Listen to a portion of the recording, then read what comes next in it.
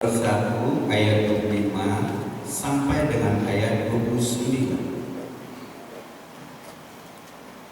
Kolose 1 ayat 25 sampai 29. Saya akan membaca ayat 25, Bapak dan Ibu saudara-saudari membaca ayat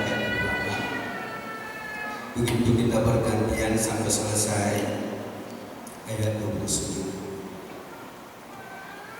Aku telah menjadi pelayan jemaat itu sesuai dengan tugas yang dipercayakan Allah kepadaku untuk meneruskan firman-Nya dengan sepenuhnya kepada kamu. Yaitu rahasia yang tersembunyi dari abad ke abad dan dari turunan ke turunan, tetapi yang sekarang dinyatakan kepada orang-orang kudusnya. Kepada mereka Allah mau memberitahukan betapa kaya dan mulianya rahasia itu di antara bangsa-bangsa lain, yaitu Kristus ada di tengah-tengah kamu.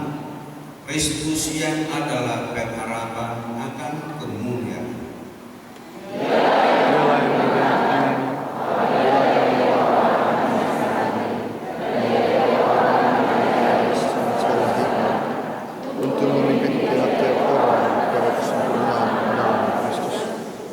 Itulah yang kuusahakan dan kupergumulkan dengan segala tenaga sesuai dengan kuasa-Nya yang bekerja dengan kuat di dalam aku. Puji Tuhan, silakan duduk.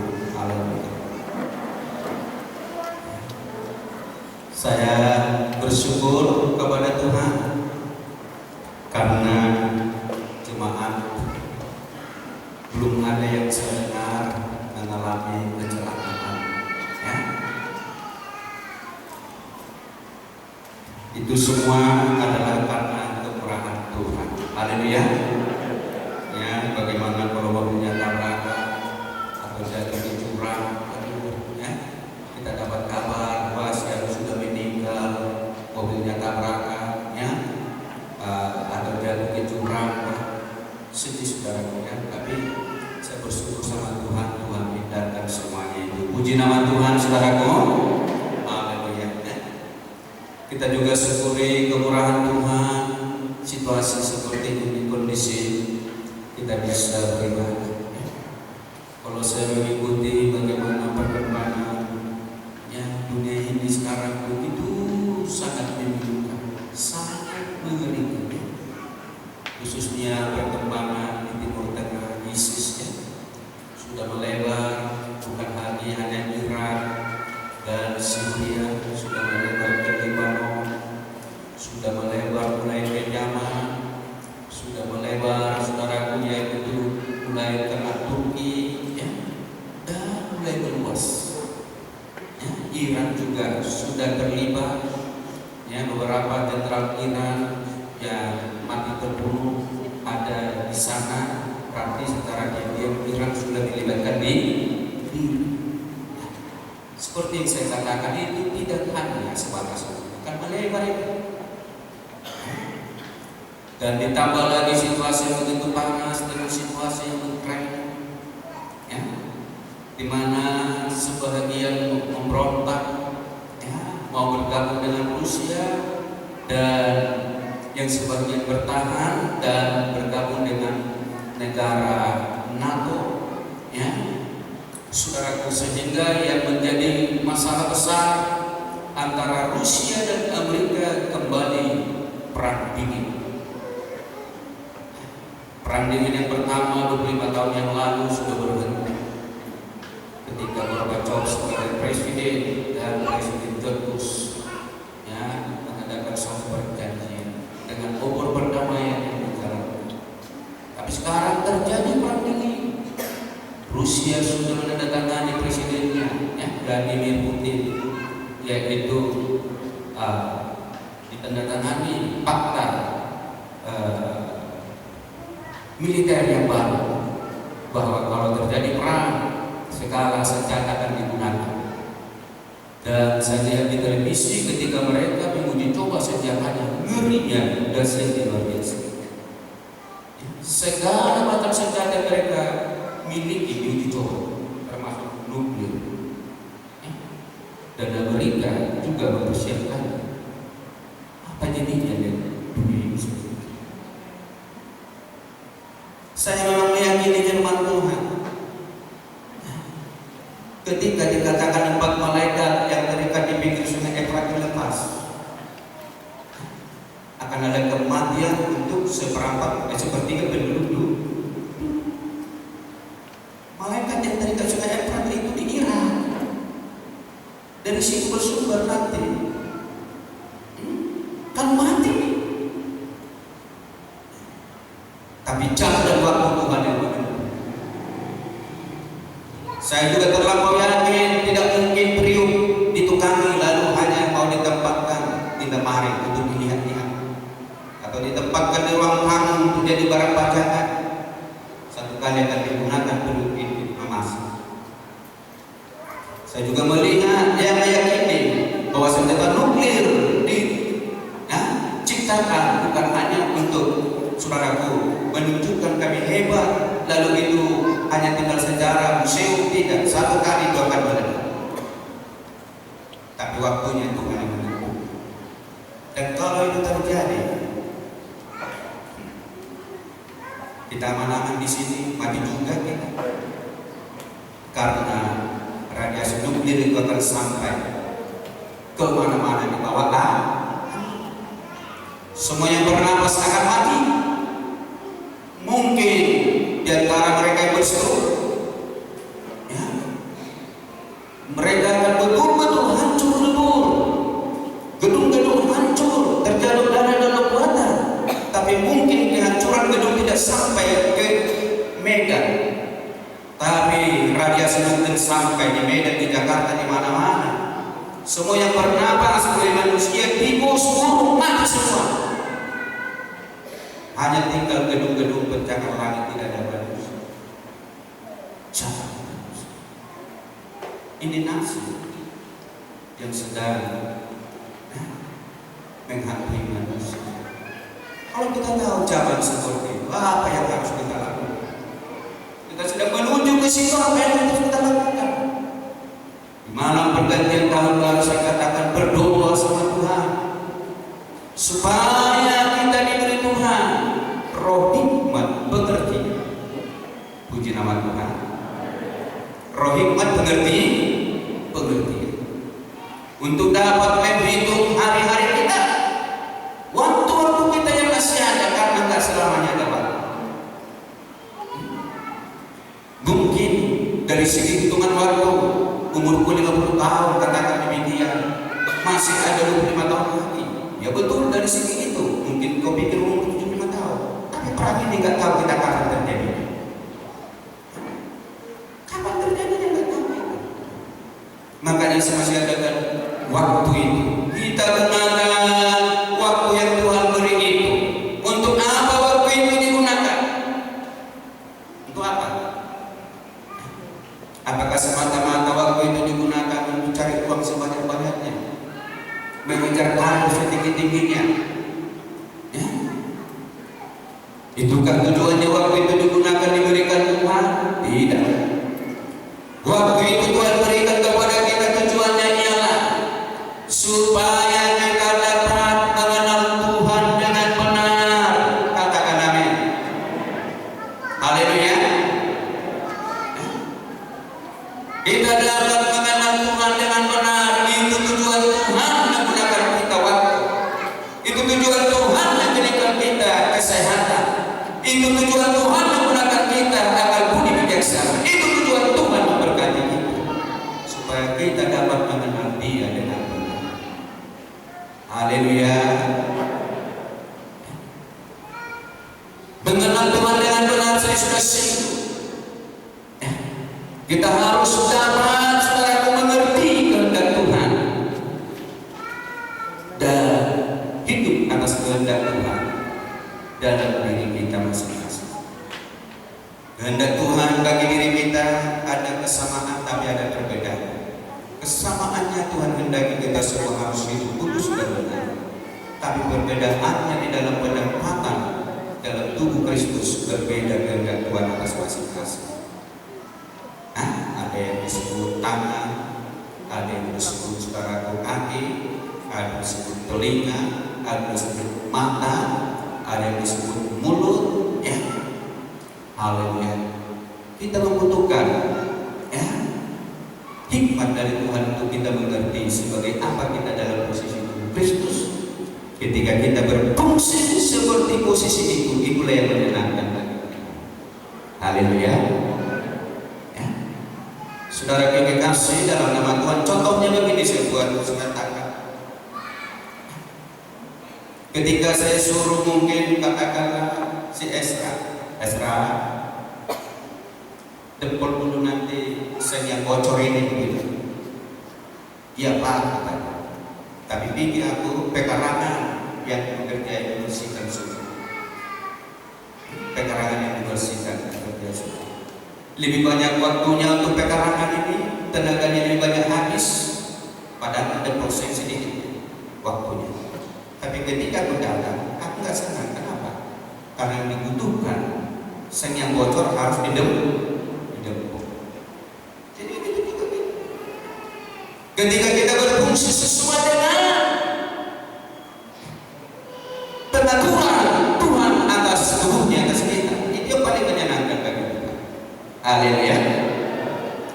Gereja Semrawut karena banyak orang tidak mengerti di bidang mana dia dipanggil dan ditempatkan.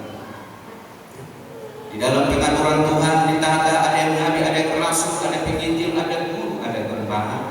Puji nama Tuhan.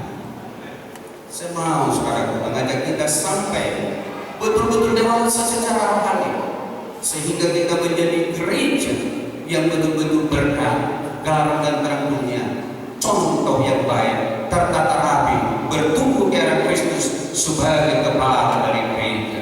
Puji nama Tuhan.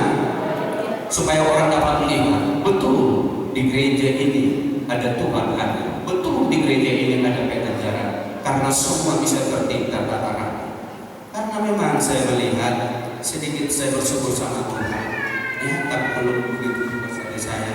Ketika Natal muda-mudi dilakukan, Natal kaum ibu kaum bapak dilakukan, banyak orang kagum, banyak ya, memuji, dan dari SMS-nya juga sama saya, saudaraku ya. Balasan-balasan SMS saya, ucapan selamat tahun baru, ya, dan minta maaf. Mereka menyelipkan kata-kata pujian dengan acara-acara yang kita lakukan. Saudara, mereka kagum melihatnya. Kenapa tertata rapi, saudara? Puji nama Tuhan. Tapi itu baru sebatas acara. Bagaimana di dalam roh? Sampai kepada roh kita harus, saudara, betul-betul tertata rapi. Haleluya. Haleluya. Harus betul-betul tertata rapi di dalam roh kita, ada roh penundukan yang benar, yang sesuai dengan kebenaran firman Tuhan. Katakan amin, saudaraku. Haleluya. Gak ada guna kalau hanya di situ kita memiliki acara yang bagus, ya. Apalagi materi yang diangkat luar biasa di dalam Natal muda-mudi, itu sedih.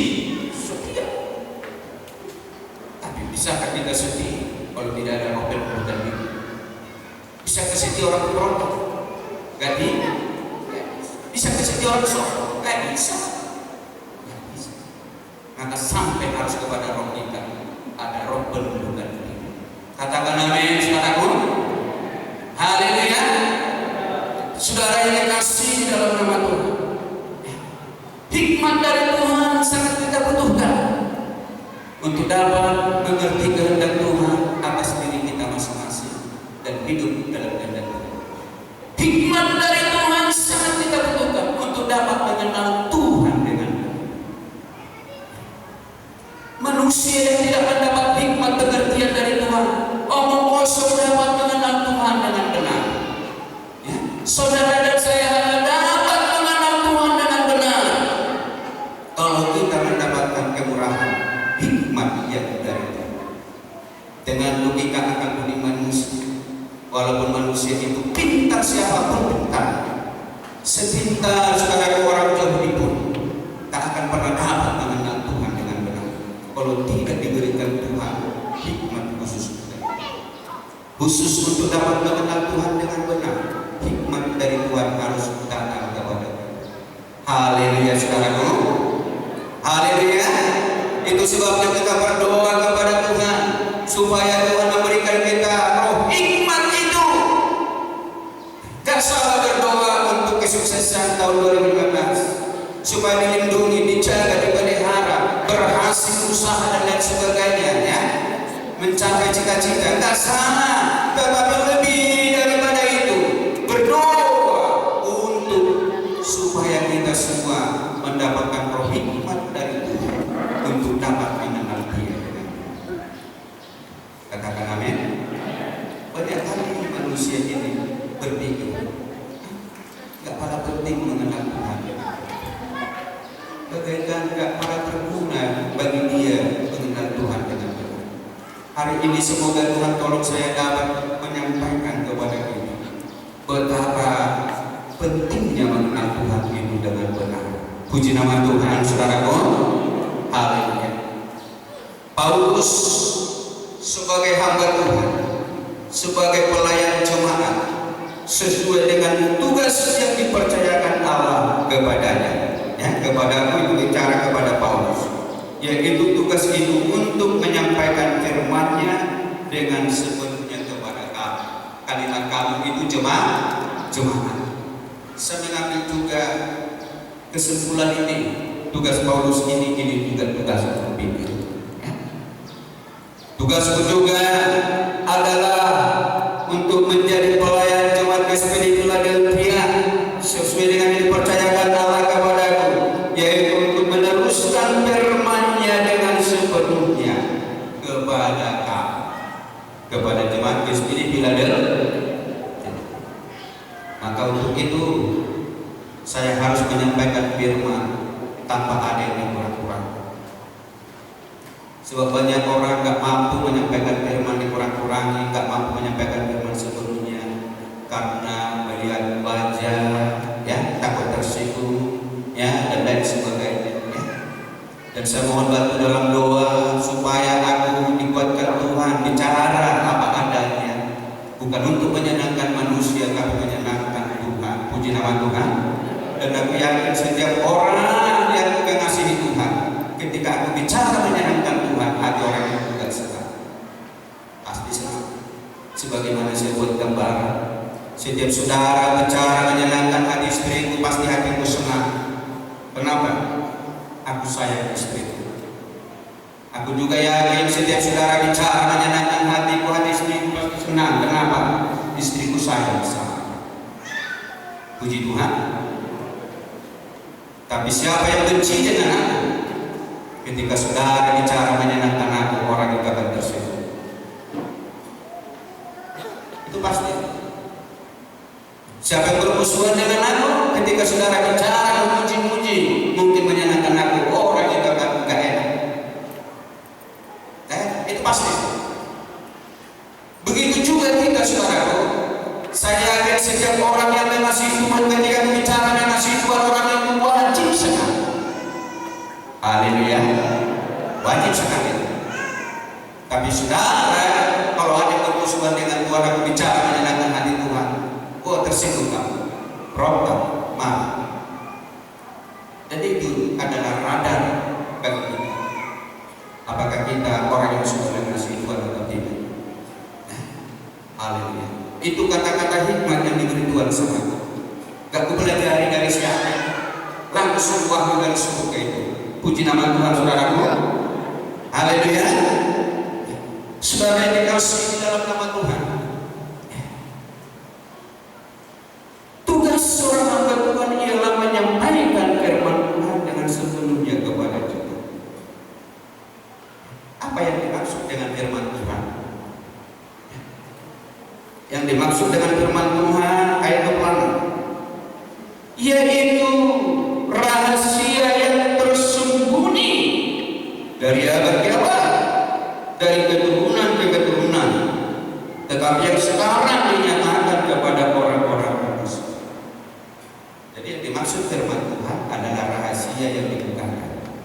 Puji nama Tuhan. Haleluya.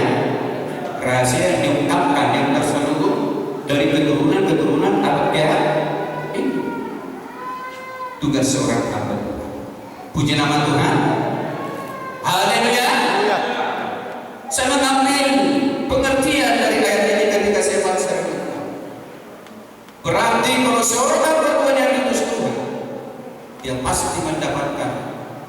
rahasia-rahasia yang diungkapkan yang terselubung dari abad ke abad, dari zaman ke zaman. Dia pasti itu satu bukti menerai bahwa dia adalah hamba Tuhan yang kudus. Puji nama Tuhan, saudaraku. Haleluya. Memang Alkitab ini semua disebut firman Tuhan. Haleluya. Khotbah yang kau dengarkan adalah firman Tuhan. Berkhotbah di televisi kita tonton adalah firman Tuhan. Tapi apa yang dimaksud firman Tuhan yang rahasianya dibuka? Orang bisa bicara semata kata. Ketika Allah hadir mengurapi kita dengan roh hikmat, satu kata didengar, dua pengertian atau tiga pengertian ada pada orang yang mendengar. Itu tandanya Tuhan membukakan rahasia itu kepada. Puji nama Tuhan. Kalau enggak ada dibukakan rahasia itu, jangankan semata kata didengar, 500 kata dia dengar, 1000 kata dia dengar, satu pun tak ada yang dia mengerti. Tentu kalau masih 510 kata didengar, 10 kata dia mengerti masih bagus. Ini 1000 kata mendengar, tak ada pengertian yang ada pada dia. Kenapa? Tertutup bagi dia. Tak ada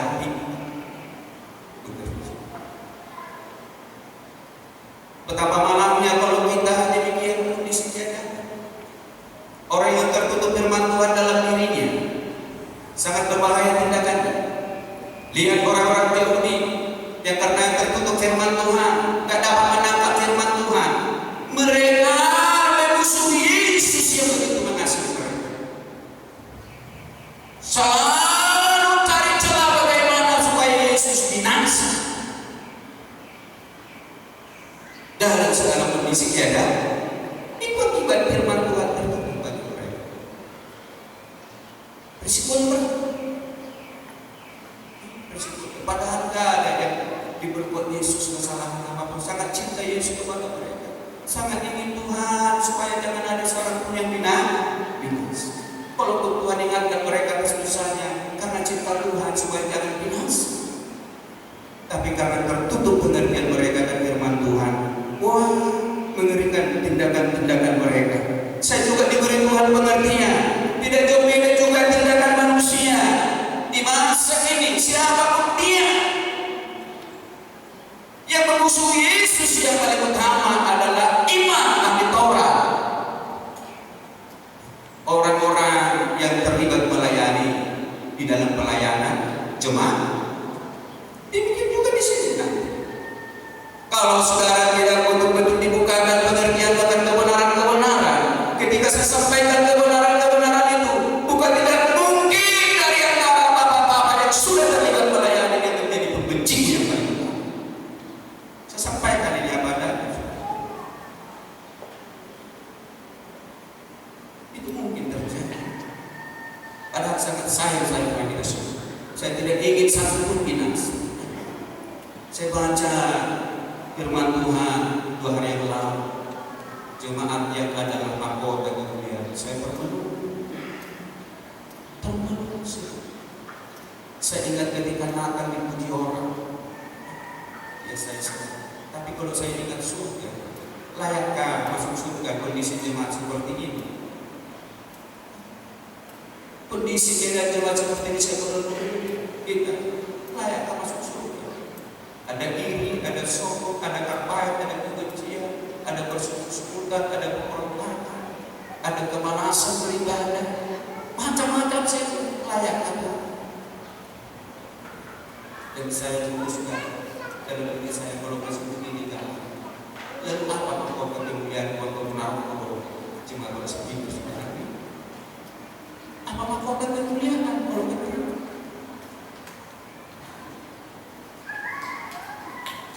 Ini saudaraku ya, yang membuat saya sangat sedih ketika saya berdoa. Coba gumul kepada Tuhan, Tuhan tolong aku bagaimana caranya supaya bisa terjadi kemajuan rohani, keubahan hidup di tahun 2015 karena Tuhan masih Tuhan berkesertaan. Puji nama Tuhan, saudaraku. Haleluya.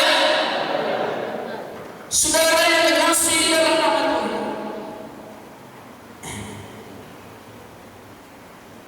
kalau firman Tuhan tertutup, saudara harus lihat apa resikonya. Dia hanya tertutup untuk siapa? Coba lihat saudaraku, kitab Korintus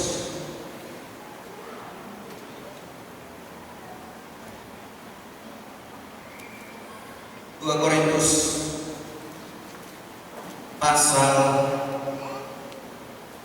3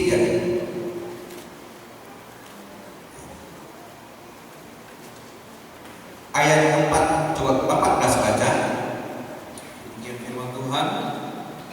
Demikianlah besarnya keyakinan kami kepada Allah. Ayat 14, 2 Korintus 3 ayat 14 firman Tuhan. Tetapi pikiran mereka telah menjadi tumpul, sebab sampai pada hari ini selubung itu masih tetap menyelubungi mereka. Jika mereka membaca perjanjian lama itu tanpa disingkapkan, karena hanya Kristus saja yang dapat menyingkapkannya. Lompat 2 Korintus pasal 8 ya. Haleluya. Ayat 3. Demikian firman Tuhan. Aku bersaksi. 2 Korintus 4 ayat 3. Apakah jelas suaraku? 8. Iya. 2 Korintus 4 ayat 3. Ya. Ayat yang ketiga, firman Tuhan. Jika Injil yang kami beritakan masih tertutup juga, maka ia tertutup untuk mereka yang akan binasa, yaitu orang-orang yang tidak percaya, yang pikirannya telah dibutakan oleh ilah zaman ini, sehingga mereka tidak dapat melihat cahaya Injil tentang kemuliaan Kristus yang adalah gambaran Allah. Iya. Itu resiko. Kalau tidak turun roh hikmat dari Tuhan menolong kita, firman itu tertutup.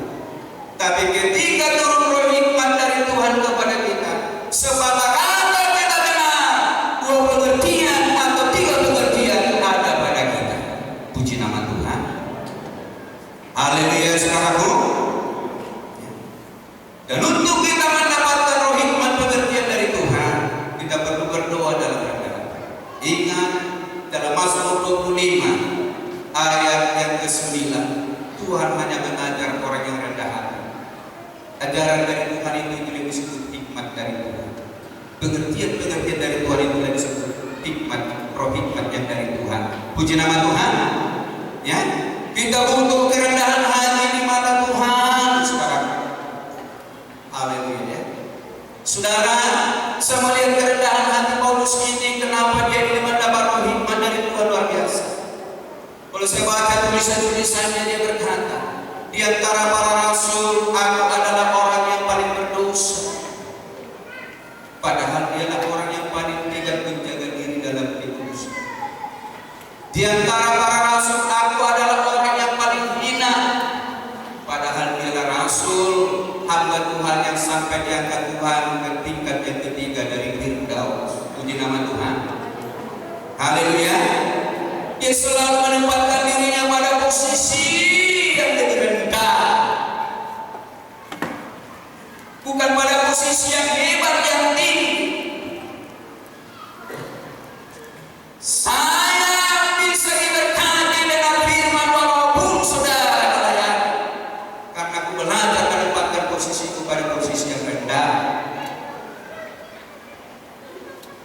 Bukan menempatkan diriku pada posisi yang tinggi. Saya betul-betul diberkati Tuhan. Terutama tadi pagi saya sangat diberkati. Walaupun dalam posisi di pengembalannya gembala,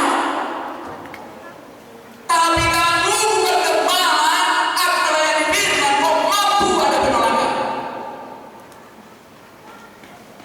Rojek kembali posisi hati.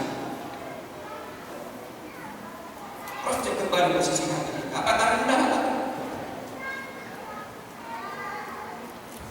masalah kesempurnaan memang aku sempurna, tetapi aku berkata kepada Tuhan, tolong aku gak apa membela-bela dia. Kalau salah ya salah.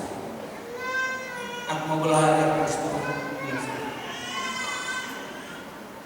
Kalau ada kesalahan, mohon maaf. Orang bijaksana juga adalah orang yang tahu mempergunakan kesempatan, tidak hanya rajin beribadah, kesempatan untuk mencapai kekudusan, kesempatan mencapai kekudusan itu hidup berdamai dengan semua orang. Maka orang bijaksana dia tahu menggunakan kesempatan untuk berdamai dengan semua orang. Orang memiliki hikmat Tuhan, serta minta maaf, puji Tuhan. Saya senang ketika saya lihat kepada Tuhan, saya juga maaf, ya minta dimaafkan Pak Sini Roma dan lain, saya senang. Tapi ada tengok ada kesempatan keras hati, di mana itu orang Kristen?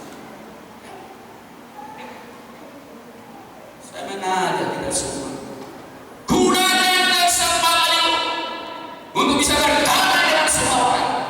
Dan perdamaian ini terjadi karena saling mengampuni. Katakan amin.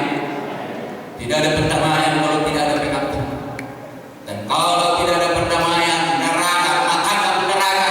Setelah melihat suami istri yang tidak ada perdamaian di antara suami dan istri, neraka rumah tangga itu. Hubungan anak dan ayah pun neraka. Apalagi juga hubungan jemaat dengan kepala neraka. Kalau tidak ada perdamaian, surga itu buruk. Ketika di tengah-tengah kehidupan pribadi-pribadi itu ada roh perdamaian. Katakan amin. Jangan kita bicara kita hidup di dalam kasih, tetapi dongkol selalu ada, iri kehendak, songkok ada, bersungguh-sungguh terus ada, tertarik kebencian ada. Di dalam kasih itu tidak ada. Itu tidak ada di dalam kasih. Itu hanya ada di dalam hidup orang yang kosong dari kasih Tuhan, atau ya tinggal sedikit kasih itu. Saya berharap saudara dalam waktu yang masih ada, segala sesuatu harus kita gunakan untuk mempersiapkan diri kita ini layak di mata Tuhan. Mana tahu terjadi yang tidak kita inginkan menimpa bumi ini. Walaupun kita harus mati, kalau itu seizin Tuhan. Yang penting posisi kita mati, kita sudah mati di dalam Tuhan. Katakan amin. Amin. Haleluya. Anggap kematian, tak takuti kematian. Yang takuti posisi waktu mati itu di mana? Yang kutakuti. Kalau mati dalam iri, dengki, pemberontakan, yang bersungguh-sungguhan, ya, akan baik kebencian. Waduh, mati dalam posisi dua kita ya. Perjanjian dari Bunaro. Ini yang saya lihat. Maka saya selalu menjaga hati ini. Haleluya. Dan saya berharap kita juga semua harus menjaga hati ini. Jangan sampai mati dalam posisi masih berdusta, menipu, ya, akan baik, ya, bermusuhan. Jangan sampai mati dalam posisi itu, ya. Jangan sampai mati dalam posisi berselingkuh lagi, ya, saudaraku. Jangan, ya. Karena sekarang ini apa boleh terjadi, saudaraku. Saya melihat kalau kita gak dikorek dengan firman pengajaran firman. Haleluya. Kadang-kadang orang bisa kita lihat baik-baik, tapi tak tahu kita sebab terjangkau mengerikan sekali. Saya mau kita menjadi umat-umat Tuhan yang betul-betul umat Tuhan yang mempersiapkan diri seperti gadis bijaksana, melimpah dengan minyak, pelita bersinar terang benderang, hidup di dalam terang, tidak ada lagi hidup di dalam kegelapan. Katakan amin, saudaraku. Amin. Saudara yang dikasihi dalam nama Tuhan, kita lanjutkan seterusnya. Kita close sekali, ya. Haleluya. Bagaimana pergumulan Paulus, doa Paulus, ya. Kita kembali ke dalam kitab Kolose pasal pertama tadi. Ya, selanjutnya ayatnya 27. Baca Kolose 1:7. Kepada mereka Allah mau memberitahukan betapa kaya dan mulianya rahasia itu di antara bangsa-bangsa lain, yaitu Kristus ada di tengah-tengah kamu. Kristus yang adalah pengharapan akan kemuliaan. Ini yang penting harus kita tahu. Betapa kaya dan mulia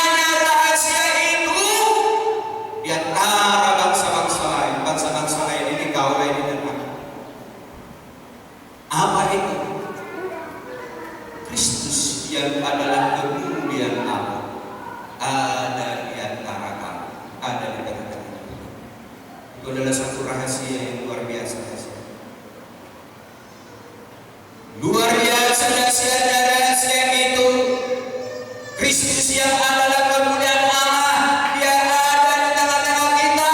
Itulah rahasia yang luar biasa itu. Kalau tidak kita mengerti rahasia ini, biasa kita rasa kehadiran Tuhan di tengah-tengah kita. Tapi ketika kita mengerti rahasia itu, betapa bersyukurnya kita. Tak terkatakan apa yang mau kita katakan sebagai ungkapan syukur kepada Tuhan. Kalau kita mengerti rahasia, bagaimana Kristus yang adalah kemuliaan Allah ada di tengah-tengah kita. Saudara, untuk kita dapat memahami kehadiran Kristus yang adalah kemuliaan Allah ada di tengah-tengah kita, kita harus tahu siapa Kristus itu.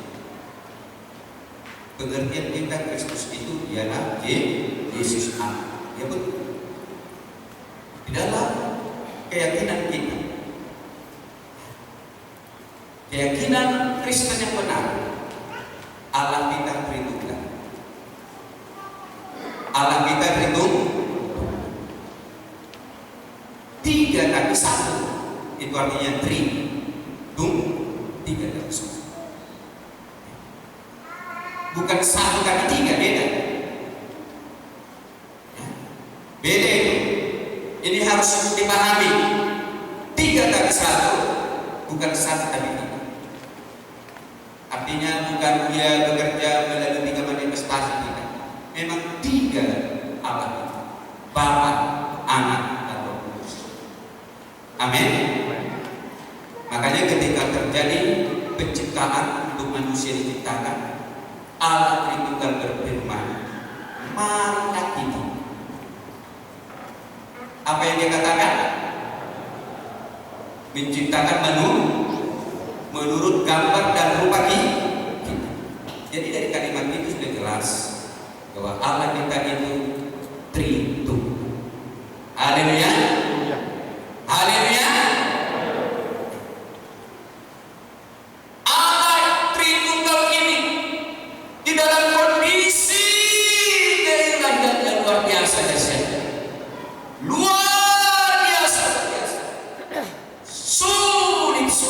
Sulit dipahami manusia, apalagi untuk dijangkau manusia.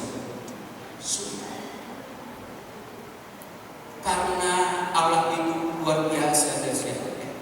Mau kita lihat dulu firman Tuhan yang menjelaskan bagaimana kedahsyatan Allah ini. Allah yang Tritunggal yang kita sembah ini.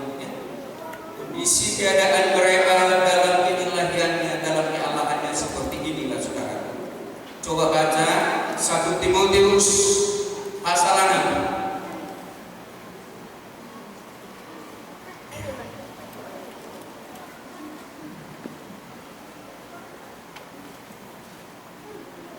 Ayat 14 baca mulai sampai ayat 16.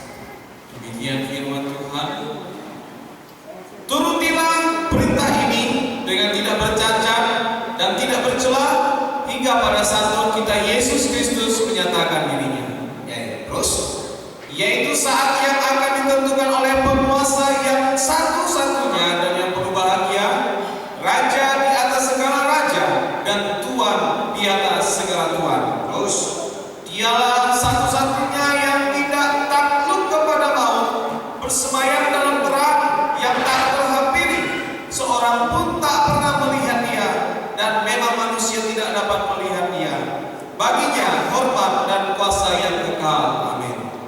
Inilah kondisi Allah Tritunggal dalam keindahan yang sempurna.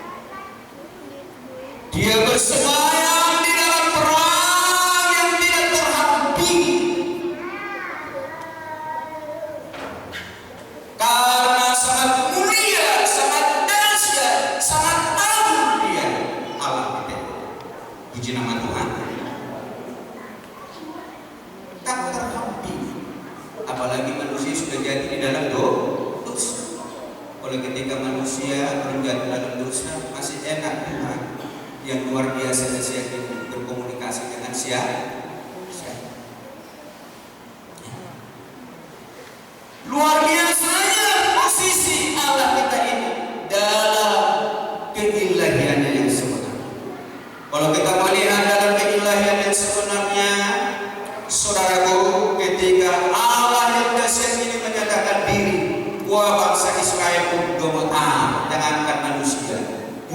gemetar ketika Allah hadir di puncak gunung itu. Coba kita lihat dulu dalam Keluaran pasal 19. Keluaran pasal 19, kita baca firman Tuhan. Haleluya. Ya.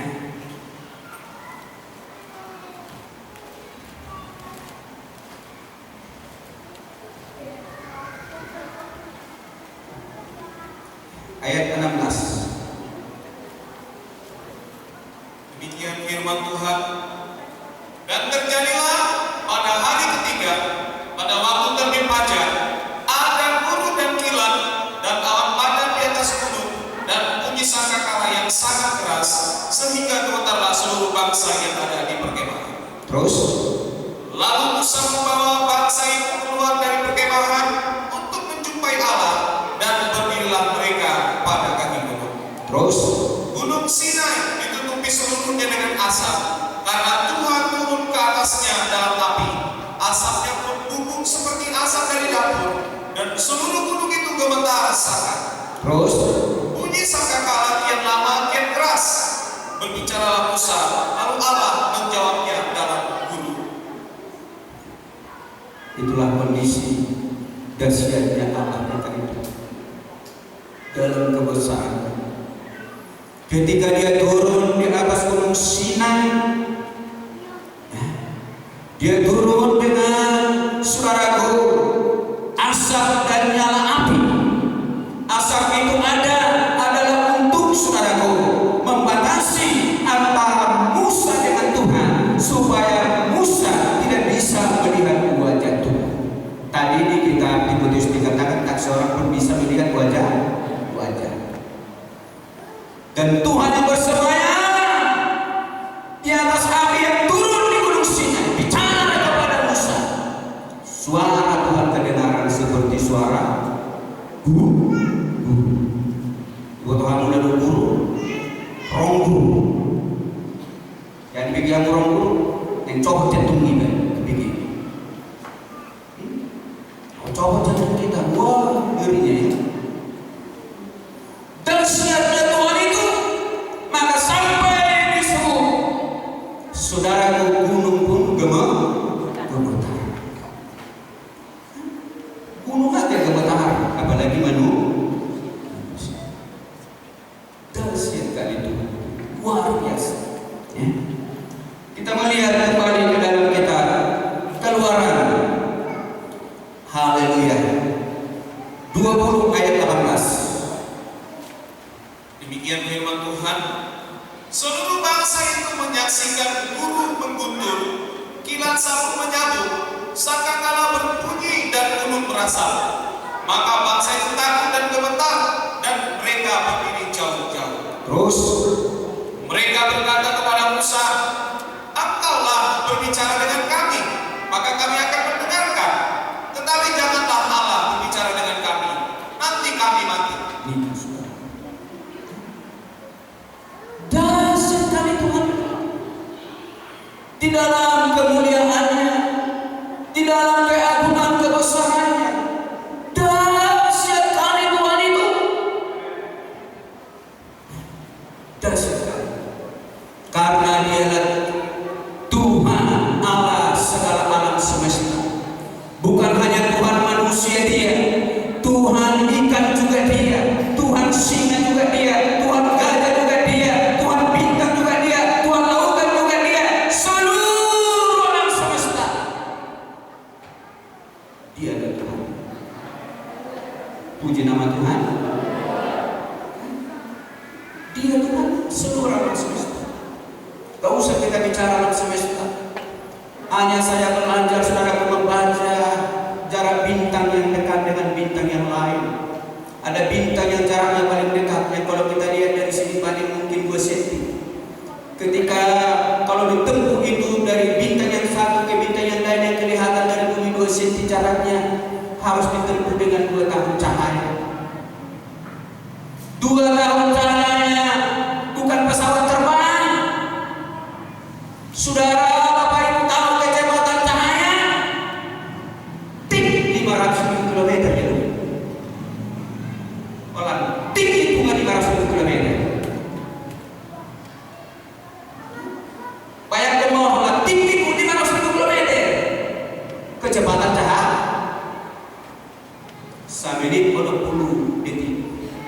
Sejauh 20 menit, sebulan 20 hari, setahun tu rasa berlebar, heli-heli kamu nabi. Orang nabi makan heli ini, disebutkan di kota di mana saya dalam pasir roh. Pasti di kota daripada pasir dari itu, kalau di kota di mana saya akan dulu.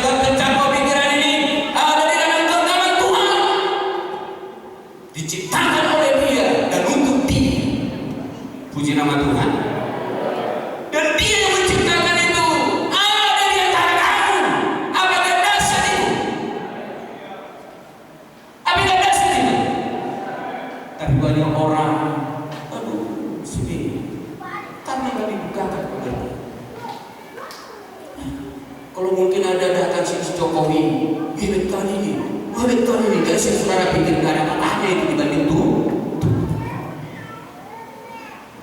Ini yang butuh kita hikmat pengertian Bapak Ibu, supaya kita dapat mengenal rahasia Allah dalam kemuliaannya ada di antara kita. Puji nama Tuhan. Dan rahasia Allah itu adalah Kristus. Rahasia Allah itu adalah Kristus, karena di dalam Kristuslah tersembunyi seluruh hikmat pengertian Allah. Ya? Coba kita kembali dalam kitab Haleluya, Kolose tadi. Kita kembali pada kitab Kolose, kita baca Kolose pasal 2. Kolose pasal 2 ayat yang ke-13.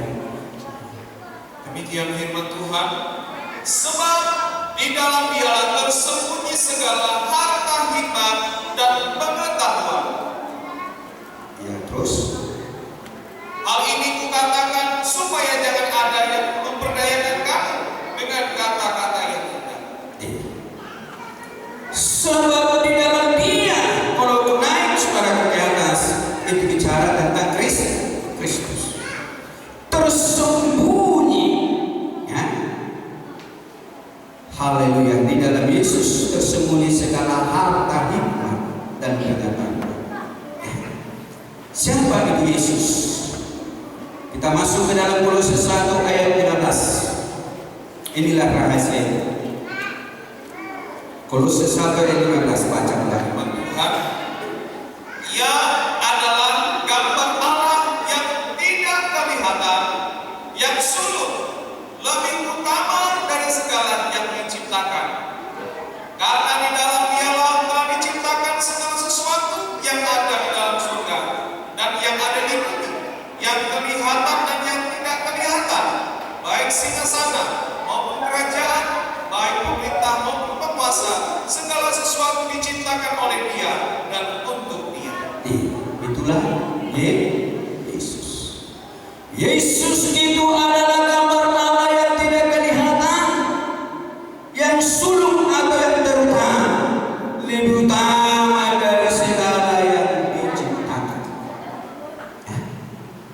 Saudaraku, laut, alam semesta, planet dengan ribuan planet, semua itu diciptakan. Tuhan Yesus jauh lebih utama dari itu semua. Kenapa? Dia pencipta. Saudara dan saya adalah ciptaan. Bumi ini adalah ciptaan. Ya, saudaraku, lautan adalah ciptaan, pohon-pohon adalah ciptaan, planet, bulan, bintang adalah ciptaan. Gak ada artinya yang dicipta dibanding dengan pencipta. Pencipta itu jauh lebih unggul, lebih mulia daripada yang diciptakan. Puji nama Tuhan, saudaraku. Haleluya. Inilah Tuhan kita Yesus, gambar Allah yang mulia itu, yang tidak kelihatan, karena bersemayam di dalam cahaya yang tidak terhampi Terus bacakan terus. Ia ada terlebih dahulu dari segala sesuatu, dan segala sesuatu ada di dalam Dia. Ialah kepala tubuh, yaitu jemaat. Ialah yang sulung, yang pertama bangkit dari antara orang mati, sehingga Ia yang lebih utama dalam segala sesuatu. Terus Karena seluruh kepenuhan Allah berkenan diam di dalam Dia, dan oleh Dialah Ia memperdamaikan segala sesuatu dengan dirinya, baik yang ada di bumi maupun yang ada di surga, sesudah Ia mengadakan perdamaian oleh darah salib Kristus. iya, perhatikan ini Bapak Ibu. Saya berharap pikiran sudah fokus, jangan ada yang keluar masuk. Jangan ada yang keluar masuk. Saya berharap kita belajar menghargai Tuhan. Saya mempersiapkan ini betul-betul bergumul habis. Gak ada artinya perkumpulan itu kalau firman Tuhan ini nggak bisa saudara tangkap.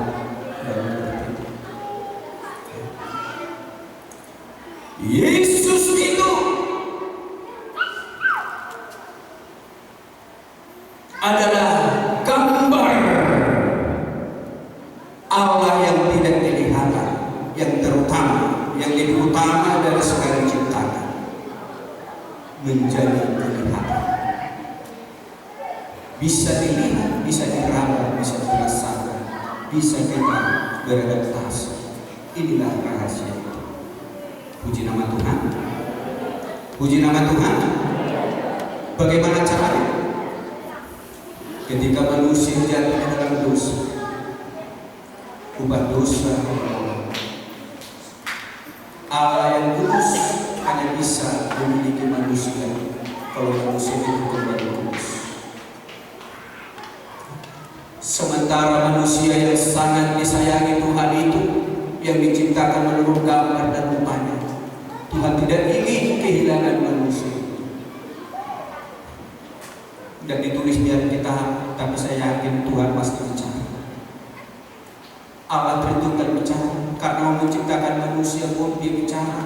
Mari kita ciptakan manusia menurut gambar kita. Ketika manusia mereka ciptakan itu juga jatuh, mereka bicara.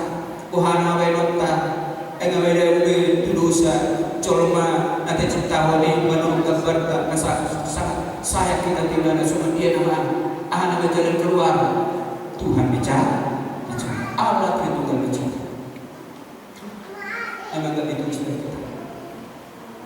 Tapi saya yakin Tuhan pasti bicara. Apa solusinya? Mereka serupakan. Solusinya ialah salah satu dari kita harus menjelma menjadi manusia. Katakan amin. Salah satu dari kita harus menjelma menjadi manusia. Dan siapa yang menjelma menjadi manusia? Anak berkata akhirat. Amin, saudaraku. Oh, kalau begitu umumkanlah. Lalu diumumkanlah melalui Roh Kudus kepada Maria. Apa? Kepada Nabi Yesayas. Dalam Yesayas pasal 7 ayat 4. Coba. Itu pengumuman itu sebelum digenapi. Apa yang mau terjadi itu dikatakan itu ya, disampaikan itu dalam bentuknya pemberitahuan.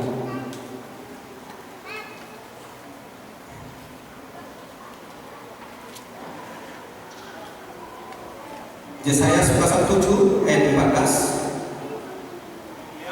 Firman Tuhan, sebab itu Tuhan sendirilah yang akan memberikan kepadamu suatu pertanda. Sesungguhnya seorang perempuan muda mengandung dan akan melahirkan seorang anak laki-laki, dan ia akan menamakan dia Immanuel. Ayat Yesayas 9 ayat 5. Sebab seorang anak telah lahir untuk kita, seorang putra telah diberikan untuk kita. Lambang pemerintahan ada di atas bahunya, dan namanya disebutkan orang Penasehat Ajaib, Allah yang perkasa, Bapa yang kekal, Raja damai. Kemudian tiba waktunya menurut Tuhan, maka digenapilah pemberitahuan ini. Puji nama Tuhan. Lahirlah Yesus Allah yang Maha Mulia itu karena dia harus menjadi manusia, maka dia harus lahir melalui kelahiran, melalui rahim Maria.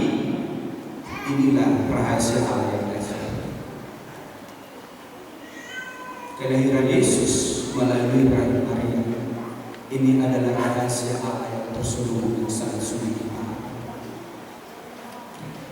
Allah menjelma menjadi manusia itu tak terjangkau pikiran. Aku pun sulit menerimanya. Makanya aku hanya menggunakan iman dan ucapan syukur. Kenapa katakan aku sulit menerimanya? Sebut dari segi kota. Ada saudara yang punya anjing kesayangan atau kucing kesayangan? Ada? Kalau anjing kesayangan itu sakit, kau bawa berobat ke sana ke sini, habis sudah berjuta-juta tak sembuh, lalu datang dokter hewan berkata, Pak, Bu, satu buat gampang, apa itu? Bapak harus mau jadi seperti anjing. Siapa yang mau jadi anjing untuk menyelamatkan anjingnya? Ada yang mau? Atau Bapak harus jadi kucing untuk menyelamatkan kucing Bapak? Ada yang mau? Ada yang mau? Sesayang-sayang kita akan anjing atau kucing, ada yang mau? Kenapa? Karena kita merasa terhadap kita beda, kita manusia, dia binatang. Kan itu kan? Derajat Allah itu jauh lebih mulia. Dalam keilahiannya dia berada di dalam cahaya yang tidak terhampiri. Dia bersuara, suaranya bagaikan guntur. Ya, dia bersuara, gunung bergemetar. Gak ada bapaknya manusia derajatnya dibanding dengan dia. Tapi dia harus mau jadi manusia dengan cara mengosongkan diri dari keinginan. Sesuai dengan Filipi 2 ayat 5. Kalau dia tidak mengosongkan diri dari keinginannya, dia tetap berada di dalam cahaya yang tidak terhampiri. Dia bersuara, suaranya bagaikan suara guntur, membuat gunung gemetar. Gak bisa dia jadi manusia. Dikosongkan dirinya dari semuanya. Inilah yang luar biasa itu. Rahasia di dalam Kristus itu yang sangat sulit dipahami manusia. Kalau manusia memahami rahasia ini, hatinya akan bersyukur tak habis-habisnya memuliakan Tuhan. Dia ada di antara kita. Mana ada yang ngantuk? Mana yang pikiran yang ngantuk kalau dia mengerti ini? Ada yang agak remeh? Enggak ada. Dan di dalam mengambil rupa manusia, dia harus mengosongkan diri. Yang dia ambil adalah rupa hamba. Untuk apa? Supaya dapat melayani manusia, membawa manusia itu dapat kembali kepada kita, kepada Tuhan. Puji nama Tuhan, kepada Bapa di surga. Dia tidak mengambil rupa raja. Haleluya. Daud juga tidak pernah mengambil rupa raja. Kalau kita dengar khotbah di itu simpang limun, nggak benar itu. Ya? Tuhan yang mengangkat Daud jadi hamba dan raja. Tapi keinginan Daud keinginannya jadi hamba, melayani dengan tulus. Kemudian Tuhan angkat dia jadi raja bagi bangsa Israel. Puji nama Tuhan, saudaraku. Ketika ada keinginan raja dalam hidup seseorang, bahaya orang itu hanya menunggu waktu. Tapi kalau kita tidak ada keinginan itu, aku jadi hamba yang melayani dari pihak Tuhan, sama seperti Yesus ditinggikan, semua lutut berteduh, semua lidah mengaku bahwa Dia adalah Tuhan. Begitulah orang yang mau melayani dengan hati hamba, dengan cara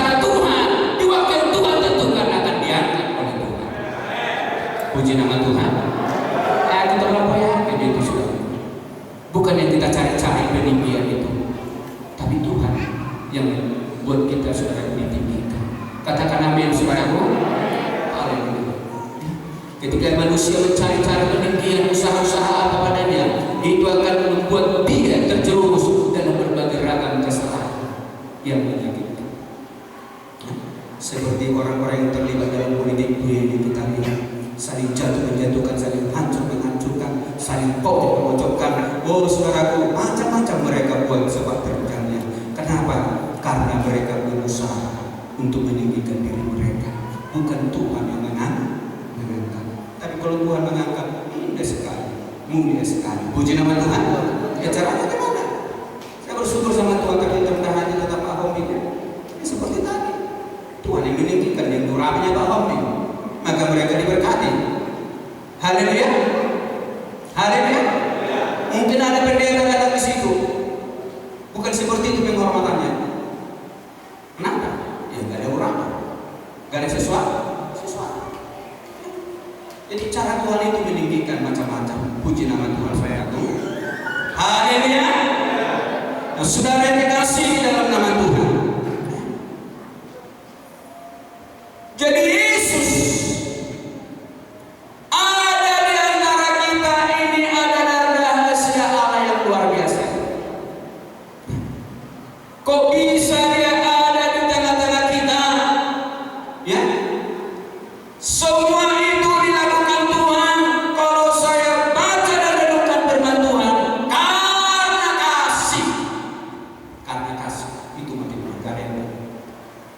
Memang kasih ini rela mengorbankan apapun yang ada pada kita untuk tujuan orang yang kita kasihi itu dapat tertolong. Puji nama Tuhan saudaraku. Haleluya. Dapat tertolong. Memang satu-satunya kenapa harus Allah jadi manusia? Roh Kudus bicara sama kau datangi itu ayam dengan caramu, dengan bahasa manusia, dia akan lari dari kau. Dia tidak ngerti bahasa. Untuk kau bisa akrab dengan dia, bersahabat dengan dia, ya, mengerti bahasanya, mengerti kemauannya, bisa kau tuntut dia. Kalau kau mau jadi ayam, kalau malu kau dogan hidup untuk dihubungi. Betul atau tidak? Betul atau tidak? Soal ini barangnya dohudi kan itu kan? Soal ini dok dia betul kan? Itu apa ini di Tuhan? Kalau dia bersuara kan, suaranya bagaikan guntur. Makanya dia harus mencoba menjadi manusia. Aku pikir luar biasa Tuhan. Luar biasa Tuhan. Dahsyat karya bukan kau Tuhan. Tak tersoal yang paling Tuhan lakukan. Amin saudaraku. Hanya supaya aku selamat, kau selamat, kita selamat. Kalau kita mengerti ini akan membuat hati kita hidup bersyukur, penuh sukacita, penuh antusias, memuji, memuliakan Tuhan. Amin. Tidak ada lagi alasan apa. Kita akan bisa berkata seperti Paulus berkata, jangan mengenamani rangamu siap korupsi Tuhan, penindasan Tuhan, aniaya Tuhan, kelaparan Tuhan, penjara Tuhan. Apapun tidak ada lagi yang bisa kena aku daripada kasih. Tapi kalau kita tidak mengerti rahasia Allah ini, begitu gampang kita terpisah daripada Tuhan. Sedikit tindasan sudah memisah kita dari Tuhan, sedikit aniaya sudah memisah kita dari Tuhan, sedikit masalah sudah memisah kita dari Tuhan. Terlampau banyak masalah penyebab yang bisa memisah kita daripada Tuhan. Saya melihat perbedaan Paulus dengan rasul yang lain 3,5 tahun bersama dengan Tuhan, diajar lisan dan praktek, tapi mereka tidak begitu dalam mengenal rahasia Kristus. Ketika datang pencobaan, mereka mampu mengingkari imannya kepada Yesus. Paulus secara jasmani hanya waktu perjalanannya menuju Damaskus untuk mengejar orang-orang pengikut Tuhan, berjumpa dengan Tuhan di tengah jalan. Ya? Hanya itu perjumpaannya, bukan berbulan-bulan, bukan bertahun-tahun. Ya? Dan beberapa kali lalu malaikat Tuhan bicara sama dia, menampak Tapi kepadanya dibukakan rahasia Tuhan. Rahasia Kristus yang tak terselami itu dibukakan kepadanya. Saya melihat kekuatan rohani Paulus jauh lebih hebat daripada rasul-rasul yang lain. Jauh lebih. Kenapa? Ketika dia dihadapkan dengan aniaya penjara, diperingatkan, jangan pergi ke Yerusalem. Sampai kau di Yerusalem kau akan ditangkap di penjara. Apa kata Paulus? Aku ini bukan hanya penjara rela, mati menuntut Tuhan aku rela. Inilah kekuatan rahasia Kristus yang dibukakan itu bagi dia. Gak ada bisa memisah. Amin. Saya yakin juga kalau terbuka itu rahasia bagi kita, kuatkan rohani kita. Haleluya. Kalau rohani kita kuat, gak gampang-gampang kita tersangkut. Dalam segala kondisi, keadaan apapun, kita mampu tetap mekar memuji memuliakan. Bagi Yesus hormat, kemudian kekal selamanya. Doaku, semoga kita semua dapat kemurahan Tuhan, dapat mengenal rahasia itu lebih dalam lagi, lebih dalam lagi. Terpuji Tuhan. Mari kita bangkit berdiri. Renungkan firman Tuhan. Mari kita mengenal rahasia Allah yang luar biasa. Kau sampai mau Tuhan jadi manusia. Kau bisa dia mengosongkan diri dari keilahiannya yang dasar. Dia berada di dalam cahaya yang tidak terhampiri. Dia bersuara bagaikan suara guntur, bahkan gunung pun gemetar. Tapi dia kosongkan seluruh kedahsyatan itu dari hidupnya, supaya dia bisa menjadi manusia, lahir di kandang domba melalui rahim Maria. Semua karena kasih. Tujuannya untuk menjangkau engkau dan aku. Tujuannya untuk menjangkau engkau dan aku, supaya engkau dapat selamat. Bagaimana reaksi kita atas usaha Tuhan yang luar biasa dan sejak itu? Tidakkah kita mengklapainya dengan ungkapan syukur penuh sukacita, dengan antusias? Apakah kita seperti meremehkan menyepelekan keagungan yang telah Tuhan lakukan itu untuk menjaga kita semua? Bapak Ibu, mari kita berdoa untuk hati kita, supaya hati kita ini ditolong, dimampukan Tuhan, hati yang lembut hati dan rendah hati. Mari kita berdoa untuk hati kita, supaya jangan ada lagi kekerasan di dalam hati kita. Mari kita menggunakan kesempatan untuk saling mengasihi, saling mengampuni, supaya rahasia Tuhan itu dapat diberikan Tuhan kepada kita. Karena di dalam hati yang penuh iri dongkol, sombong, angkuh, akar baik, kebencian, Roh Tuhan tidak bisa bekerja. Haleluya. Mari, haleluya. Saya juga sebagai hamba Tuhan, saya mohon maaf mungkin atas tindakan-tindakan, kata-kataku yang tidak kusadari, tapi mungkin salah menurut saudara. Aku mohon dimaafkan. Ataupun mungkin ada kesalahan yang kusadari, aku mohon dimaafkan. Aku mau minta maaf kepada siapapun, dan kata-kata ini kutujukan kepada siapapun kita, kepada kaum ibu, pemuda-pemudi, remaja, kepada kaum bapak, apalagi para pelayan-pelayan. Di dalam hatiku tidak ada unsur untuk menyakiti, tetapi kadang sebagai manusia ada keterbatasan, tidak sadar kadang akan tindakan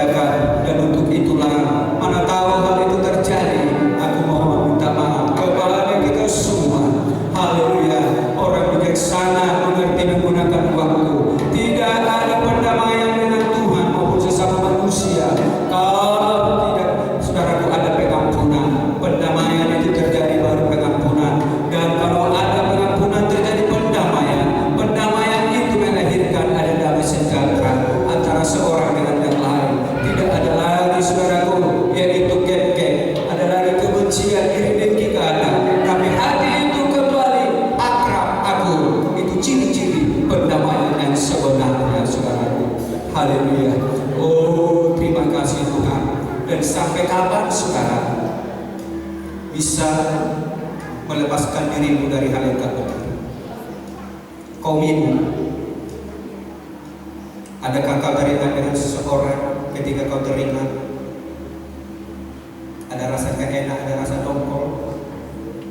Itu karena belum ada perdamaian di dalam diri. Kaum bapak, adakah kau teringat kepada seseorang? Ada rasa dongkol, ada rasa gak senang.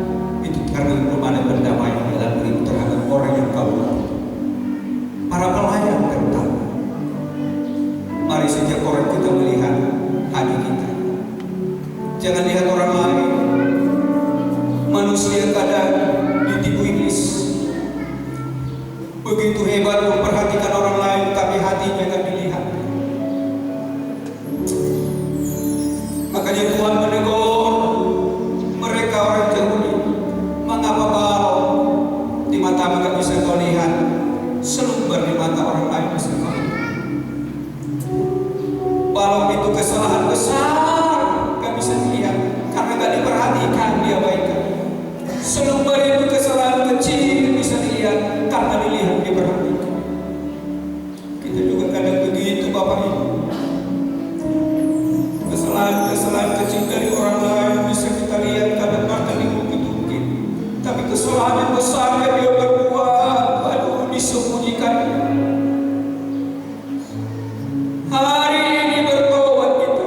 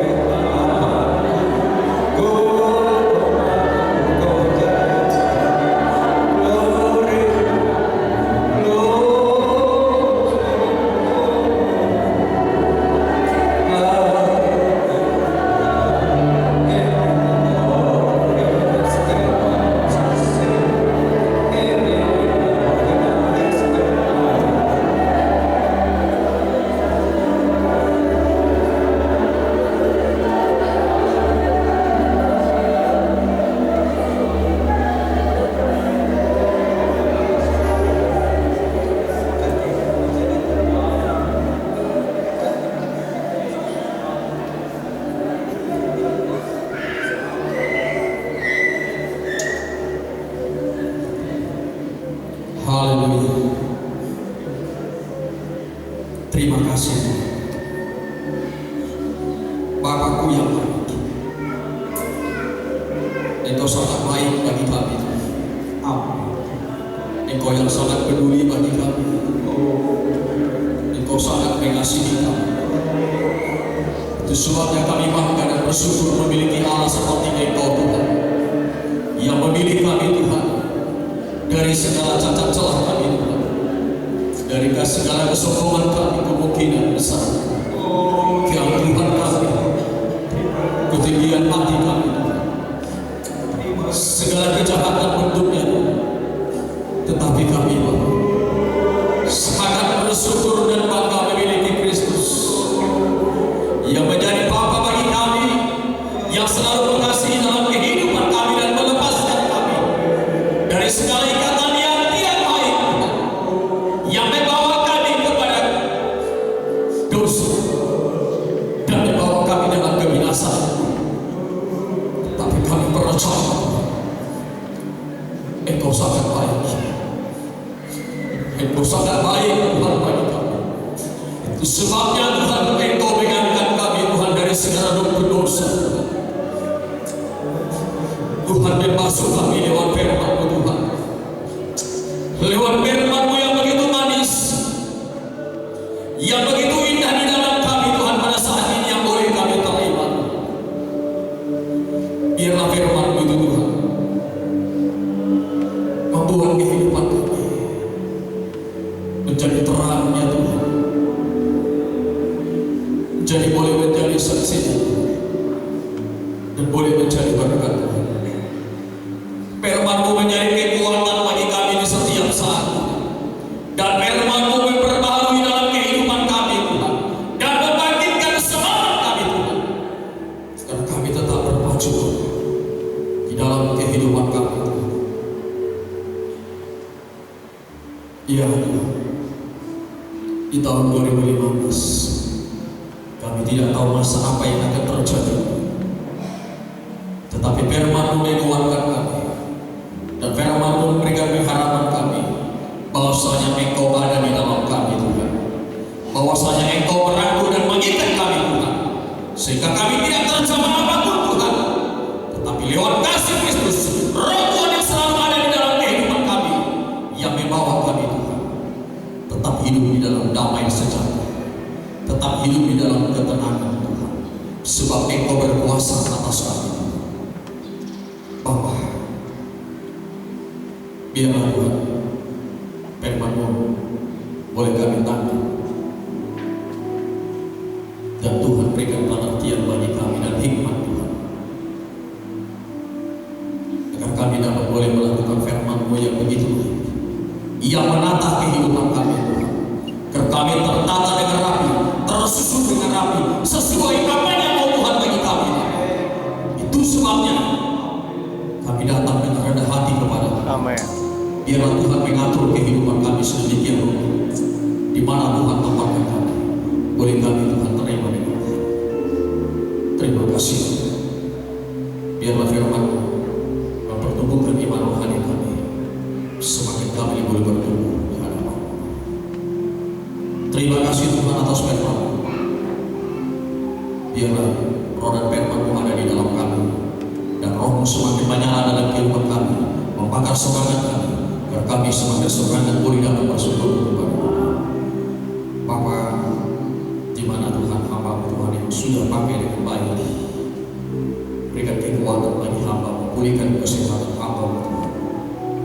Di mana hamba menyampaikan firman-Mu menguras tenaga, pikiran juga Tuhan kemungkinan, tetapi kami percaya Tuhan akan menguasai atas hamba-Mu Tuhan Yesus, dan Tuhan berikan semangat Tuhan untuk dapat melayani di dalam sidang jemaat ini Tuhan, menjadi seorang gembala yang selalu memimpin jemaat ini kepada air yang tenang Tuhan. Bapa, kami percaya Tuhan semakin pakai hamba-Mu dengan baik, yang sangat-sangat luar biasa, untuk menggalakkan sidang jemaat ini Tuhan semakin terikat di dalam Engkau. Terima kasih, terima kasih Tuhan. Dalam nama Yesus kami berdoa ucap syukur kepada Tuhan. Haleluya.